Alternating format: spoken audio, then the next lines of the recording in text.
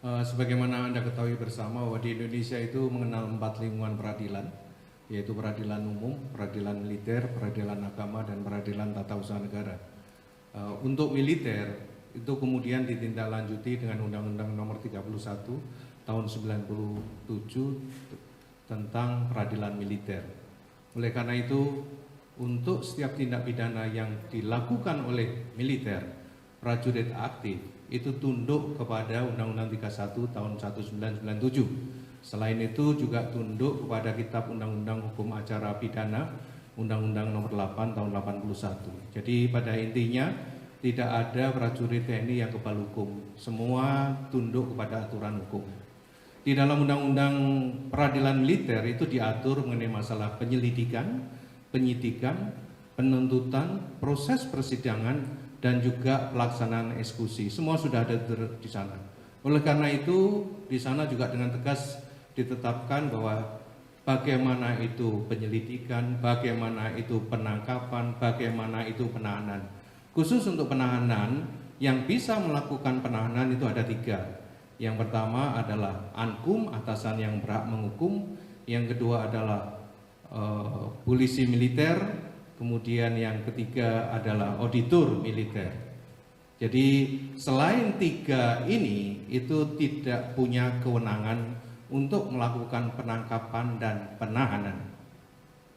Selanjutnya akan diproses oleh Puspom TNI, Puspom dalam hal ini sebagai penyidik, dan kemudian dilimpahkan ke jaksa militer yang dikenal dengan auditor militer. Selanjutnya melalui persidangan, dan Anda tahu semua persidangan di peradilan militer itu sudah langsung di bawah teknis judisialnya Mahkamah Agung. Jadi tidak ada yang bisa lepas dari itu. Selanjutnya terkait dengan penanganan korupsi, sebetulnya antara TNI dengan KPK itu sudah punya pengalaman yang cukup banyak. Dalam proses penanganan korupsi yang lalu itu sebetulnya di splitting atau dipisah. Jadi yang sipil diperiksa diproses di KPK, sedangkan militer diperiksa di Puspom TNI atau di lingkungan TNI. Di dalam proses pemeriksaan penyidikan, KPK ada di dalam ruangan yang sama dengan penyidik Puspom TNI. Jadi sebetulnya ketika bicara pemberantasan korupsi itu sudah ada prosedur yang saya kira berjalan dengan baik. Karena apa? Karena semuanya berakhir dengan putusan yang saya kira sangat baik. Di dalam perkembangannya dikenal dibentuk Jambit Mil. Jambit Mil itu sebetulnya dalam konteks koneksitas.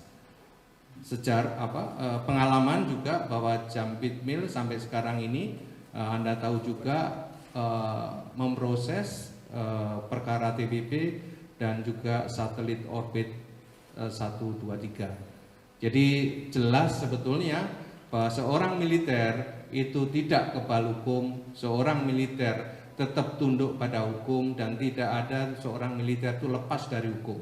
Akan tetapi prosesnya militer itu punya prosedur sendiri, punya aturan sendiri. Yakinlah bahwa tidak akan ada immunity terkait dengan pelaku tindak pidana yang dilakukan oleh militer. Saya kira demikian, Pak Busben. Terima kasih sudah nonton. Jangan lupa like, subscribe, dan share ya.